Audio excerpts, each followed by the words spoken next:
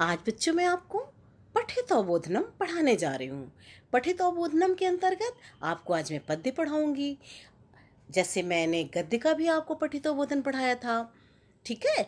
और गद्य होता अनुच्छेद और पद्य होता है, इसमें मैं आपको श्लोक पढ़ाऊंगी।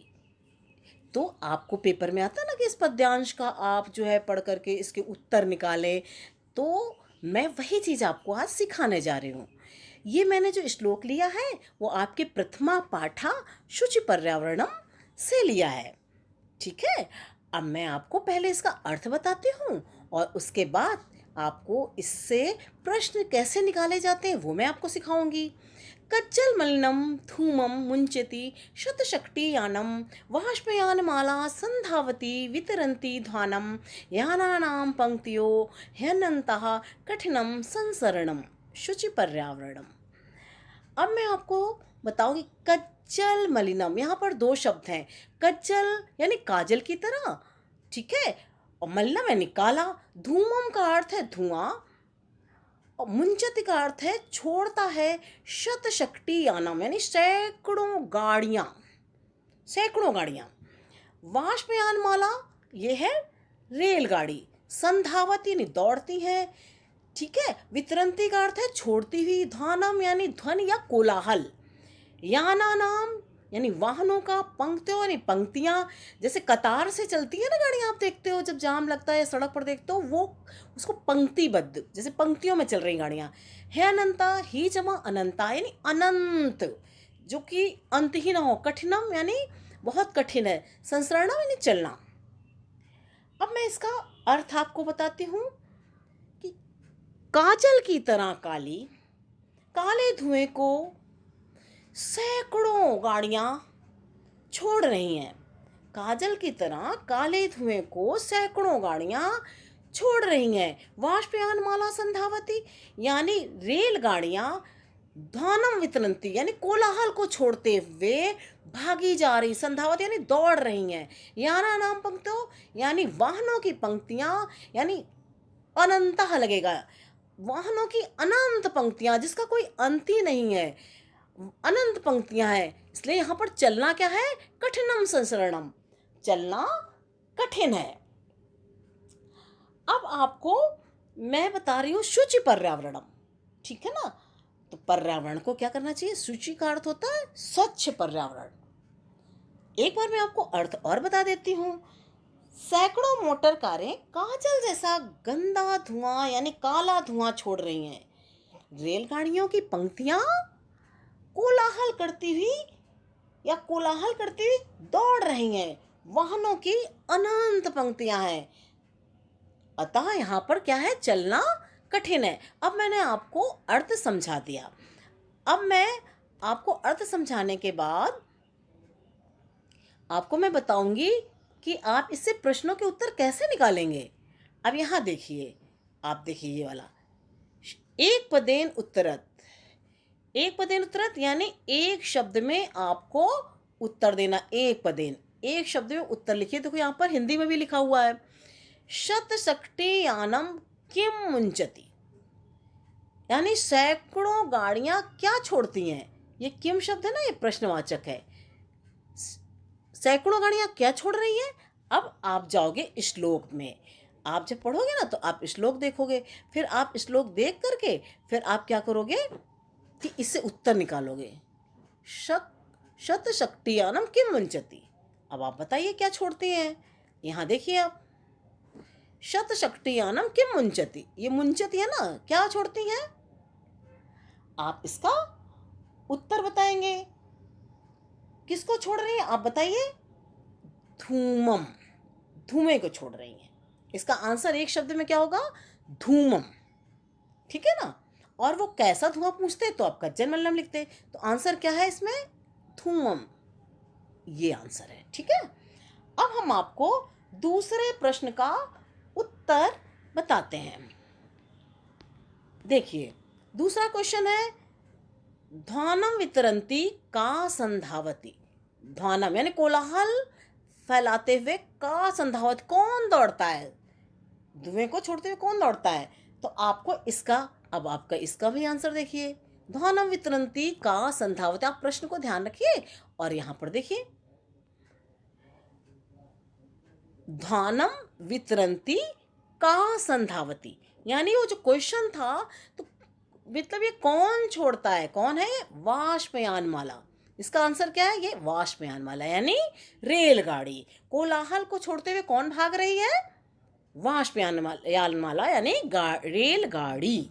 ठीक है। और आपको अब देखिए, आपको पूर्ण वाक्य उत्तर, अभी तक आपने केवल एक शब्द में उत्तर दिया, अब आपको पूर्ण वाक्य देना है। पूर्ण वाक्य उत्तर यानी पूर्ण वाक्य यानी पूरे वाक्य में उत्तर दो, यानी एक वाक्य में उत्तर दो। आपका वाक्य पूरा वाक्य लिखना है। तो पहला प्रश्न है शतशक्तियानम किम करोति। ठीक है, ये पहला प्रश्न है। सैकड़ों गाड़ियां क्या करती हैं। अब सैकड़ों गाड़ियां क्या करती हैं, अब ये चीज आप बताओगे। कैसे बताओगे, आप श्लोक को देखोगे। ठीक है ना, श्लोक को देखोगे और इससे उत्तर निकालोगे। अब यहां पर लिखा है शतशक्तियानम, हाँ, शतशक्तियानम किम करोति। शतशक्तियानम किम करोति, इसका उत्तर है शतशक्तियानम कज्जल मलिनम धूमम मुंचति। ये देखिए, कज्जल धूमम मुंचति। ठीक है, शतशक्तियानम किम करोति, किम मुंचति। ठीक है ना, या किम करोति, ये किम मुंचति आ जाए तो भी आप ये आंसर लिखोगे, कज्जल मलिनम धूमम मुंचति। तो इसका आंसर है शतशक्तियानम कज्जल मलिनम धूमम मुंचति। ठीक है, आपको उत्तर आ गया इसका। ये पूरा आप लिखोगे, इसमें आप पूरा ऐसे, ये पूरी जो लाइन है ना, पूर्ण वाक्यन की है। आप ये पूरी लाइन लिखोगे। आपको यदि नहीं समझ में आता मैं कैसे लिखूं, तो आप ये लाइन भी पूरी लिख सकते हो, तो भी आपको नंबर मिल जाएंगे।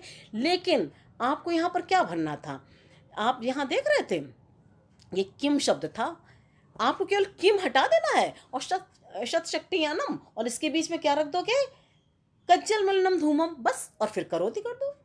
ठीक है, तो आप ये भी लिख सकते हैं, या मुंचति लिख दो, मुंचति लिखो वो ज़्यादा ठीक है। तो आप पहली लाइन लिख दीजिए। ठीक है, यही आपका आंसर है पहली लाइन में। दूसरा है कि केशाम अनंताः पंक्त्याः सन्ति। ये मैंने अपनी तरफ से दिया है कि आपको 2 प्रश्न तो आने चाहिए पूर्ण वाक्य के। केशाम माने किसकी अनंत पंक्तियां हैं, किसकी है, केशाम यानी किसकी अनंत पंक्तियां हैं। आप इसका भी उत्तर वहीं आपको मिल जाएगा। अब आप देखिए ऊपर, अब यहाँ केशाम शब्द की जगह आपको बस उत्तर रख देना है। तो आप देखेंगे ना, किसकी अनंत पंक्तियां हैं, ये अनंत पंक्तियां पूछी गई हैं, किसकी हैं, याना नाम इसकी हैं। ठीक है ना, तो आप याना नाम आप लिखोगे, याना नाम अनंतः पंक्त्या संति।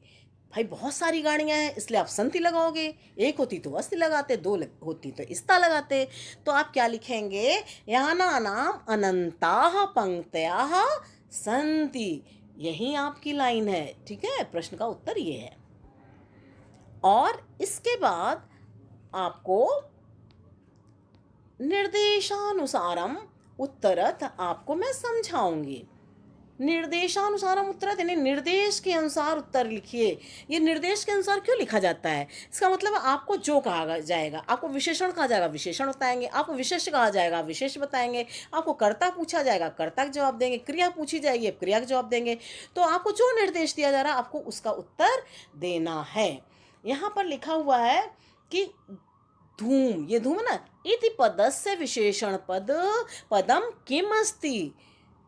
धूमम का अर्थ है धुआं, धुआं तो विशेष है। अब इसका विशेषण क्या है, अब धुएं का विशेषण बताने के लिए आपको फिर पैराग्राफ देखना पड़ेगा। धुआं कैसा था भाई, उसकी विशेषता, धुएं की विशेषता क्या थी। तो आपका उत्तर कहाँ पर छिपा हुआ है, आपको ये उत्तर देना, कज्जल मलिनम। ये है, ये जो धुआं है ना, ये कैसा है, कज्जल मलिनम। तो इसका उत्तर क्या हुआ, कज्जल मलिनम यानी काजल की तरह काला। ठीक है, अब हम आपको दूसरे प्रश्न का उत्तर समझाते हैं। दूसरा प्रश्न है, इसको थोड़ा छोटा कर दूं आपको पूरा दिखाई देगा। हाँ, संधावती इति क्रियापदस्य कर्तृपदम किम, यानी ये तो क्रिया है, ठीक है, ये तो क्रिया है। इसका कर्ता कौन है? कर्ता कौन होता है? जो काम करता है।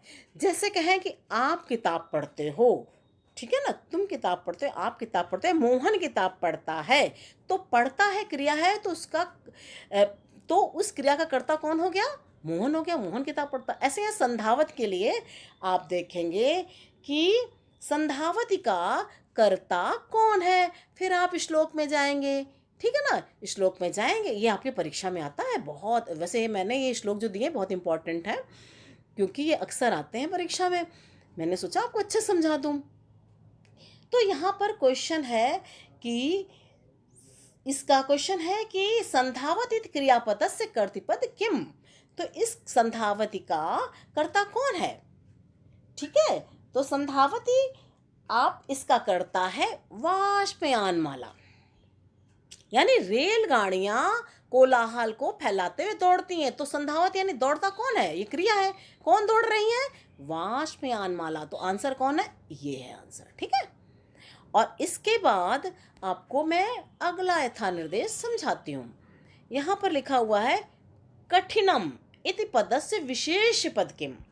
देखा, यहाँ विशेषण पूछा गया था और यहाँ क्या पूछा गया है? कठिन जो विशेषण है, तो इसका विशेष क्या है? ये कठिन किसके लिए प्रयोग किया गया है? जिसके लिए प्रयोग किया गया है, जिसके साथ लगा हुआ है, तो वही इसका विशेष है, ठीक है। और विशेषण हमेशा, बच्चों इस बात का ध्यान रखना, विशेषण हमेशा पहले होता है और विशेष हमेशा बाद में होता है, ठीक है ना। यानी पहला जो शब्द होगा विशेषण का होगा, दूसरा जो होगा वो विशेष का होगा। तो मैं आपको कठिनम का बताती हूँ। आप देखिए कठिन किसके लिए प्रयोग किया गया है, अब आपको समझाती हूँ मैम। ये देखिए, कठिनम संसरणम क्या है? चलना कठिन है। तो चलने के बारे में बताया जा रहा है ना, कठिन है। यदि सरल बताया जाए तो सरल सरल चलना है। तो चलना क्या था? विशेष था। और इससे कठिनम क्या है? इसका विशेषण है। तो अब इस विशेषण का विशेष क्या है? ये संसरणम, ठीक है। अब आपने देखा बच्चों, मैंने आपको समझाया, पहले आपको क्या समझाया? श्लोक। आपको श्लोक का अर्थ पहले से समझ लेना अच्छे से, ठीक है ना। फिर ये देखना कि आपसे पूछा क्या जा रहा है, ठीक है। फिर आप ऐसे जाइएगा, फिर आपने इसको अच्छे समझा, फिर आप एक पदेन का एक शब्द में ही उत्तर देंगे, ठीक है, एक शब्द में उत्तर देना है। और जहाँ ये जो क्वेश्चन पूछा जाता है उसका उत्तर वहीं छुपा होता है। आप देखिए, शतशक्तियानम किम मुंचत की में कहाँ पर लिखा है? जहाँ लिखा है ना वहीं पर इसका उत्तर है। धानम वितरंती का संधावती कहाँ लिखा हुआ है? वहीं इसका उत्तर है। आपको थोड़ा समझने की जरूरत है। तो ये आपको सरल तरीका होता है कि आप ना प्रश्न को अच्छे से पढ़ें, श्लोक के अर्थ को अच्छे से समझें, और फिर जो प्रश्न है उसका उत्तर, जहाँ पर वो प्रश्न वाली लाइन है वहीं पर उसका उत्तर होता है। मैंने आपकी सुविधा के लिए इसमें नीचे आपको इसके उत्तर भी दे दिए हैं, ठीक है ना। मैंने जो प्रश्न बनाया था उसका भी उत्तर मैंने आपको दे दिया, जिससे कि आप पहले तो पढ़ेंगे, बाद में आप देखेंगे, आप उत्तर मिलाएंगे। आप ना पहले से खुद उत्तर निकालना, फिर आप उसको मिलाना कि देखो सही है, हाँ वाह।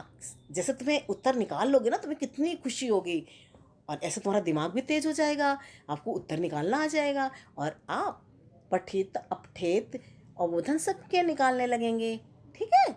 और इस तरह से आपको आ गया होगा। ठीक है बच्चों।